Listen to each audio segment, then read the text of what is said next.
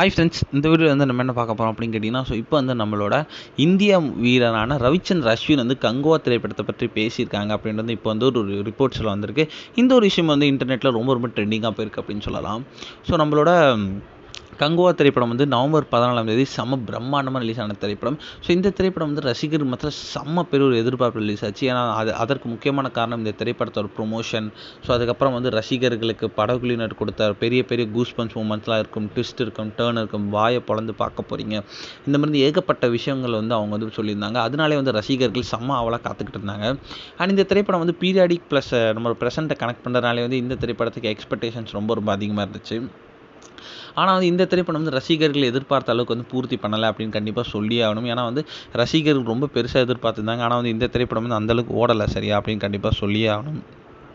இனியில் வந்து நம்மளோட ரவிச்சந்திரன் அஸ்வின் வந்து நிறைய தமிழ் படம் பார்ப்பார் அப்படின்னு நம்ம எல்லாருக்கும் தெரியும். ஸோ நிறைய தமிழ் படத்துக்கு ரிவ்யூவும் கொடுத்துருக்காங்க அப்படின்ட்டு நம்ம எல்லாருக்குமே தெரிஞ்ச விஷயம். அந்த வகையில் வந்து நம்மளோட ரவிச்சந்திரன் அஸ்வின் வந்து இப்போ வந்து கங்குவா திரைப்படத்தை பார்த்துருக்காங்க. ஸோ பார்த்துட்டு வந்து நம்ம சூர்யா சாருக்கே மெசேஜ் பண்ணி இந்த மாதிரி படம் பார்த்தேன், உங்களோட ஆக்டிங் வந்து ரொம்பவே சூப்பராக இருந்துச்சு and congrats to the whole team அப்படின்ட்டு வந்து அவரே வந்து ஒரு விஷயத்தை கூட சொல்லியிருக்காரு அப்படின்றது இப்போ வந்து ஒரு இன்டர்நெட்டில் விஷயம் இது வந்து செம ட்ரெண்டிங்காக போயிட்டுருக்கு. இது வந்து எந்த அளவுக்கு உண்மைன்னு தெரியல. ஆனால் வந்து மேக்ஸிமம் வந்து ரிப்போர்ட்ஸ் பிரகாரம் இது உண்மையாக நடந்திருக்கு அப்படின்ட்டு தான் வந்து சொல்கிறாங்க.